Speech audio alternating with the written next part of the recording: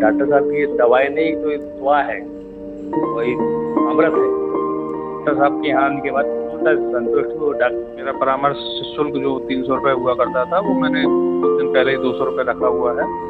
और एक संकल्प लिया था कि दतिया की जनता की सेवा करना है, तो प्रति माह के अंतिम रविवार को एक निःशुल्क स्वास्थ्य शिविर में लगाने जा रहा हूँ।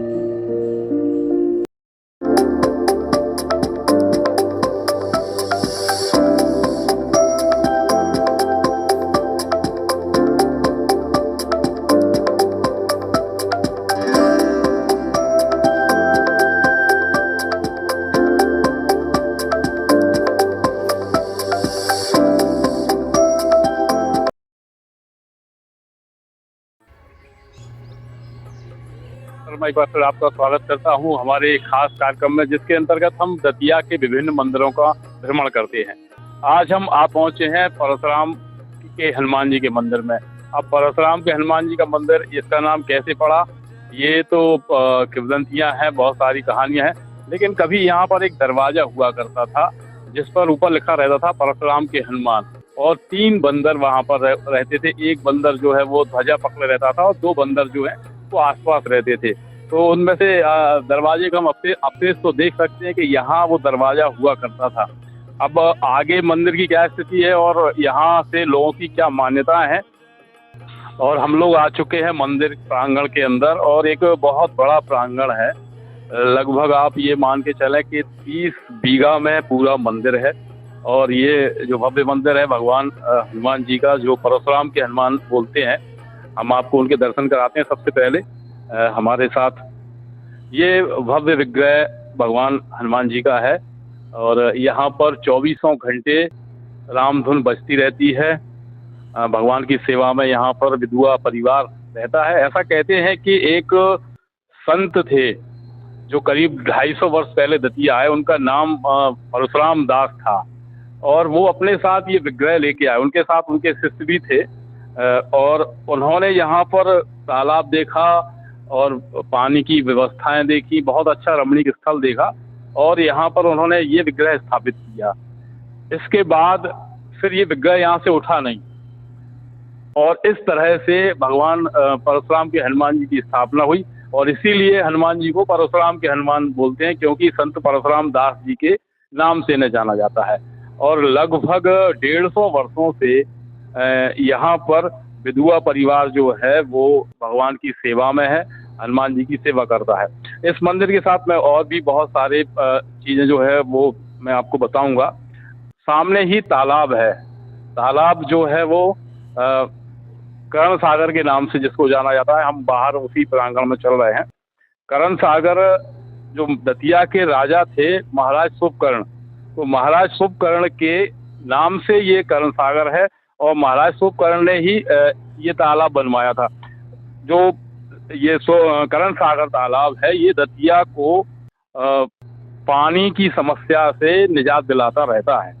क्योंकि दतिया, जैसे पहले भी कई रिपोर्ट में मैंने बताया है कि दतिया में तालाबों की एक श्रृंखला थी, और दतिया बीच में टापू की तरह था, चारों तरफ तालाब थे। तो जो बरसात का पानी इकट्ठा होता था वो एक के बाद दूसरे और दूसरे के बाद तीसरे तालाब में जाकर दतिया के वाटर लेवल को हमेशा मजबूत और अच्छा बना के रखता था। तो ये करण सागर तालाब है, बड़ा तालाब है दतिया का। इसी के साथ यहाँ पर संत परशुराम दास जी के अलावा कटेरा वाले बाबा जी जो परमहंस थे, वो उन्होंने भी काफ़ी समय तक यहाँ पर इस स्थान पर उन्होंने भी निवास किया, और उनका भी यहाँ पर बहुत बड़ा नाम रहा। उनकी समाधियाँ हैं, मैं उनके भी आपको दर्शन कराता हूँ। कटेरा वाले महाराज जी के, जो एक तरह से परमहंस गति के संत थे। परमहंस एक संप्रदाय होता है, उस गति के संत थे, और उनके एक शिष्य रहे हैं यहाँ पर बलवीर गोस्वामी। बलवीर गोस्वामी जी उनके प्रिय शिष्यों में से थे, वो उनको बहुत मानते थे। तो उनकी स्मृति में बलवीर गोस्वामी जी दतिया में इसी स्थान पर लगातार संगीत सभाएं कराते थे। ये हमारे संत कटेरा वाले बाबा जी का निर्वाण स्थल है, उनकी समाधि है और उनका विग्रह है। लगातार यहाँ पर संगीत सभाएं हुई हैं, क्योंकि महाराज जी को संगीत पसंद था। ये आप देख रहे हैं, ये वो शिलालेख लगा हुआ है संवत 2040 यानी कि 1970 अप्रैल 1983 में परम पूज्य चेतन दास जी महाराज के द्वारा इस समाधि पर जो उनका विग्रह स्थापित है कटीरा वाले महाराज जी का, उनका लोकार्पण हुआ था। और ये वो जगह है जहाँ पर रास लीला होती थी। बहुत ज़्यादा आनंद यहाँ पर आता था, बहुत बड़े आयोजन यहाँ होते थे।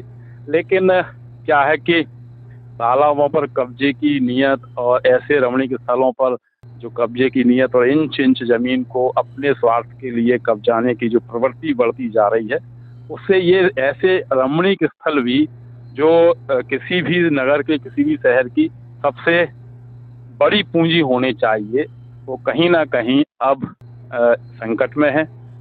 फिलहाल तो ये तालाब का पानी बड़ा स्वच्छ लग रहा है, लेकिन इसमें भी लोग गंदगी फेंकते हैं और इसको भी अस्वच्छ करने का प्रयास करते हैं।